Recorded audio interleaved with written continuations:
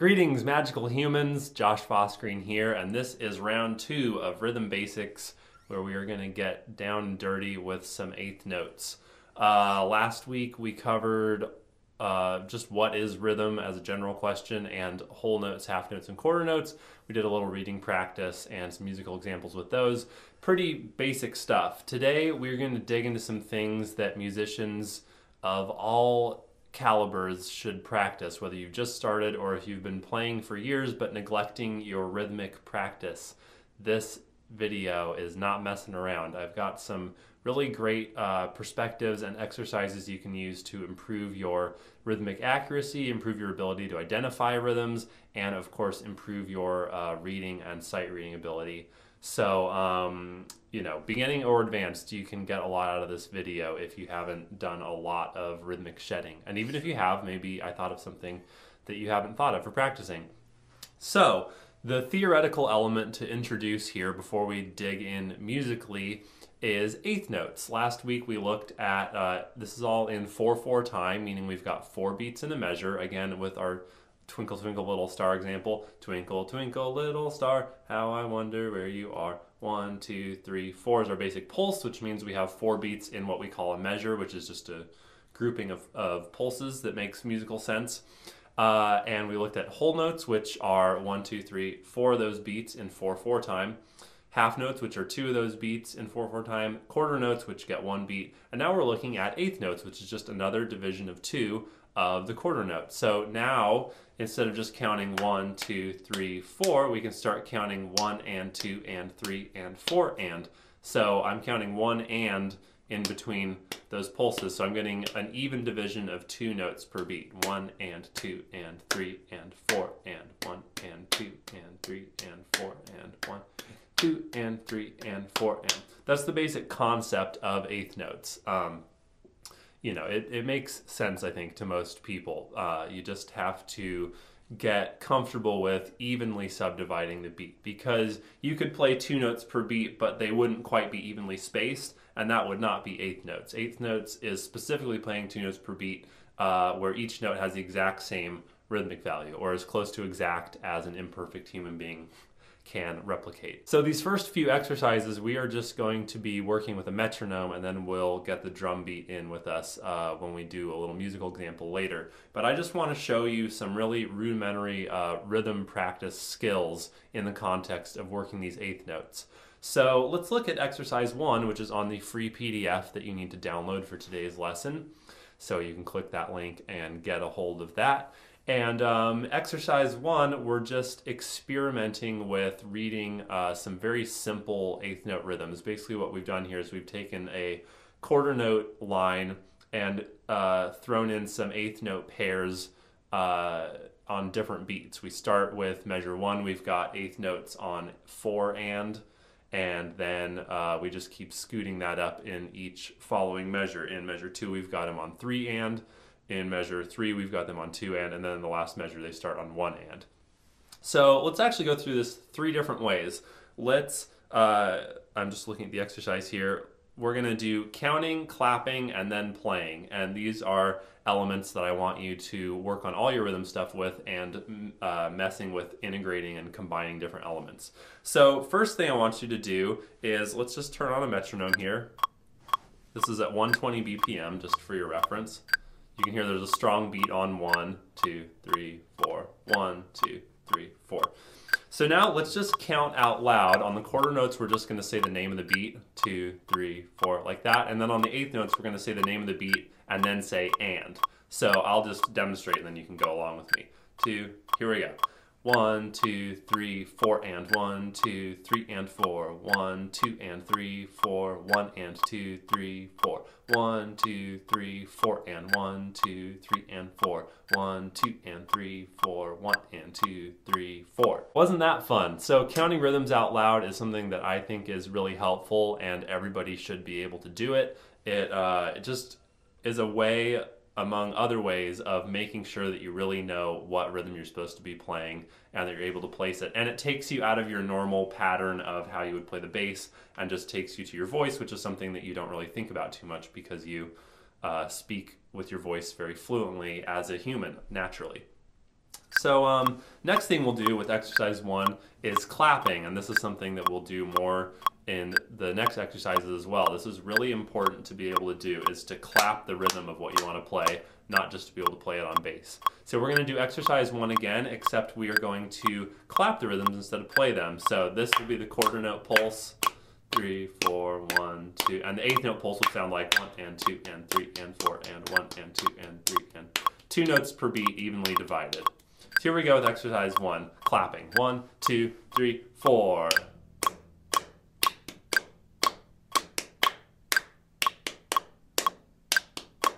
Again. 3, 4, and 1, 2, 3, and 4. 2 and 3, 4. 1 and 2, 3, 4. So at the end there, I was actually counting the rhythm out loud and clapping it, which is something you can practice doing. I do it a lot as a teacher, but it's not a bad skill to have just as a musician as well. If you need to count something to a bandmate, or even just for your own internal understanding of rhythm at a really deep level, it's not bad to be able to combine these elements, count out loud and clap out loud, or even to count the pulse and clap the rhythm, or clap the pulse and count the rhythm. Really great combinations you can do with that. But now let's do the last thing we're going to do with exercise 1 here. So this is a pretty easy eighth note rhythm. Here we go. We're just going to play this on the open A string. 1, 2, 3, 4.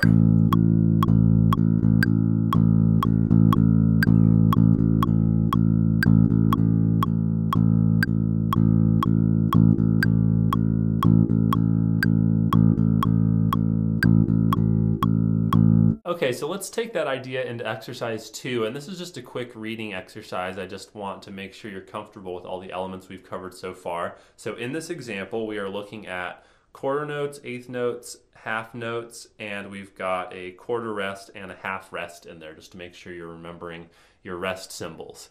So bar 1, we've got 1, 2, and 3, hold. That half note holds for 3 and 4. Then bar 2, we've got 1 and 2 and 3, rest, because we've got 1 and 2 and are those first 4 eighth notes that are all beamed together.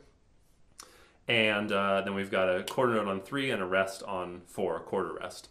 Then bar 3, we've got a half note, which takes up 1 and 2. Then beat 3, this is of the third bar, we've got 2 eighth notes, and then on beat 4, we've got a quarter. And then bar 4, we've got 1 and 2 eighth notes, then we've got a half rest on 2 and 3, so it's scooted a little differently than we've seen it before. 1 and rest on 2, rest on 3, and then 4 and is the end of that bar. And we'll just go through this once. You can loop the video back if you want to hear it again. This is just as a reading exercise, and actually before we play it, let's do it as a clapping exercise. Okay, so here's the click.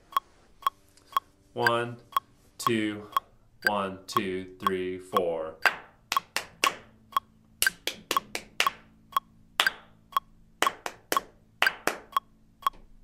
All right, did you catch that? You can always take these slower if you want to. I'm just trying to kind of keep the pace moving because I'm going to throw a lot of stuff at you today. But as always, with everything you're doing, start at a tempo where you can do it correctly and then speed up from there. Never start faster than you can do really, really well, or mayhem will ensue, I promise. Okay, let's do exercise 2 and play it on the open A string.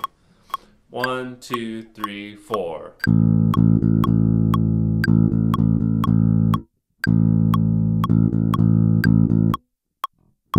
Okay, good. So you're cool with all the elements we've covered so far. Of course, this all necessitates a lot of practice, both for being able to read rhythms, but also just to be able to play rhythms comfortably and not get thrown off by new rhythms with elements you've already seen. It just requires a lot of repetition, so don't be surprised if that's the case. And of course, just like the last video, check the description and I will put a link for some recommended resources for more reading and rhythm practice, because this stuff just takes work to really master this, but I can tell you that you will not get very many gigs if you don't have these basic rhythmic elements mastered.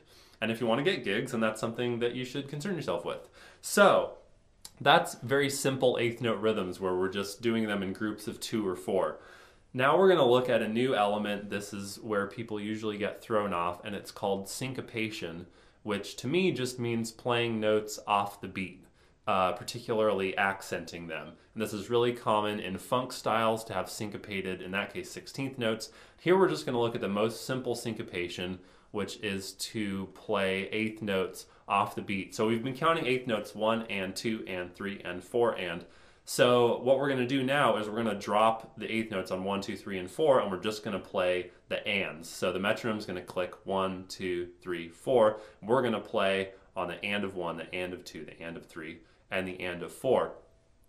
This is a really important skill to have. It's difficult at first. There is a learning curve, but you will get it if you persist. I promise you. I was once in the shoes of not being able to do this, and I put some time in, and then I could do it, and it has been with me ever since. So I slowed the click down here at 90 BPM. So this is quarter notes. 1, 2, 3, 4. This would be eighth notes. 2 and 3 and 4 and 1 and 2 and... So all we're going to do is remove the first of every group of 2 eighth notes. So it's going to sound like 1 and 2 and 3 and 4 and...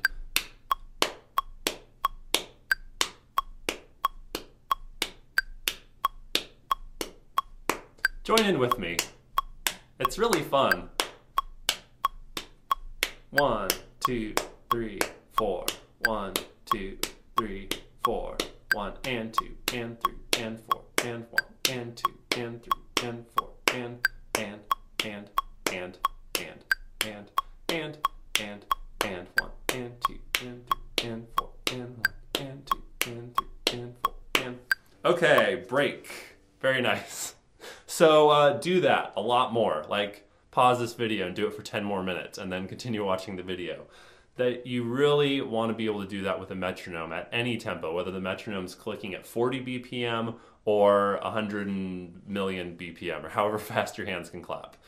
You really want to be comfortable clapping offbeats to a metronome and then being able to play offbeats to a metronome, which is what we're going to do next. This is just absolutely critical. There's no bass style where you don't need to be able to play syncopated eighth notes. So getting a feel for this is really important. I mean, I'm sure as you were doing that, you could hear some musical examples of where you'd hear that, like just a typical kind of country tubey, that kind of feel. 1, 2, 3, 4 in the left hand. Right hand is doing 1 and 2 and 3 and 4 and etc. That's just kind of dorky example of playing offbeats. But anyway, offbeats, being able to play syncopations, very critical. So let's do this on the bass this time. Here's the click again. 1, 2, exercise 3. 1 and 2 and 3 and 4 and 1 and 2 and 3 and 4 and 1 and 2 and 3 and 4 and...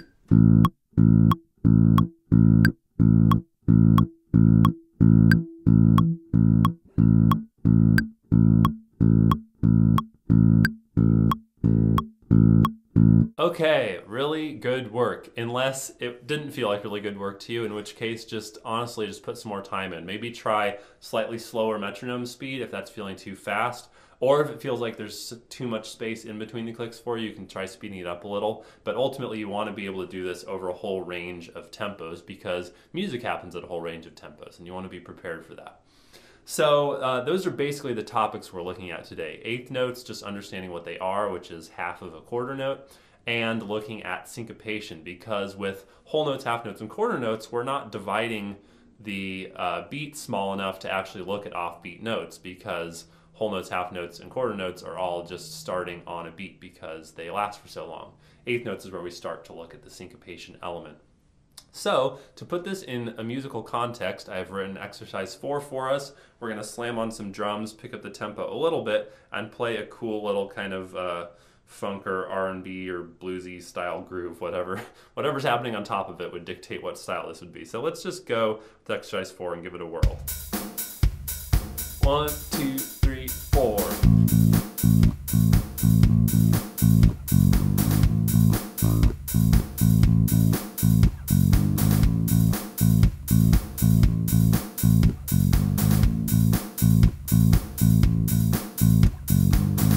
Yeehaw! So actually, if we just listen to this drum beat for a second, hear that? That's your offbeat eighth notes right there. If you need a click to follow, boom, crack, boom, crack, boom, crack. Kick and snare are on Kicks are on 1 and 3, snares are on 2 and 4. Kick, snare, 1, 2, 3, 4, and then the hi-hat, you've got all the offbeats. 1 and 2 and 3 and 4 and 1 and 2 and 3 and 4 and. So that's another great thing you can do actually, is just turn on a drum beat and practice clapping 1, 2, 3, 4, practice clapping 1 and 2 and 3 and 4 and, then practice clapping 1 and 2 and 3 and 4 and. You should be able to do that to any song. So next time you're listening to music in the car, drum on your steering wheel, you know, just get this in your head, give it enough repetition, and it will happen. I guarantee it. So that's it, man. This stuff takes work. It's a very simple concept, but you do need to repeat it enough until you feel very comfortable. Come up with your own bass lines like I did for exercise 4 to experiment with this. One thing I did in exercise 4 to make it a little easier is I broke up the syncopation. So instead of having to go 1 and 2 and 3 and 4 and clapping off beats forever, you get to play on beat 1, 1 and 2 and 3 and 4. And then you have to do some off beats in a row. So you can break up the syncopation for yourself like that to get more comfortable with it. And again, check out the recommended resources in the video description. I'll put some links there for some good stuff you can check out. Thank you guys for watching. As always, I love it when you watch these videos. It makes them feel so much more purposeful than if they just went into a vacuum in space. And I really enjoy making them for you. I hope that this will help you play more rhythmically accurately and help you read better, because it's a very critical skill as a bass player. I can't think of anything more important. So if you liked this video, please share it with your friends on Facebook and Reddit and Twitter and whatever else the kids are using these days. And if you'd like to see these videos continue to happen, please consider making a small financial contribution. You can check out my Patreon page where I have cool rewards like music downloads and live hangouts and stuff for different contribution levels, or you can make a one-time donation through joshfossgreen.com with PayPal or Venmo. And you can also buy my book, Beastly Scales and Arpeggios, which is not related to the current topic of the day, but is still very beastly and cool. Thank you guys for watching. Be excellent to each other and party on, dudes.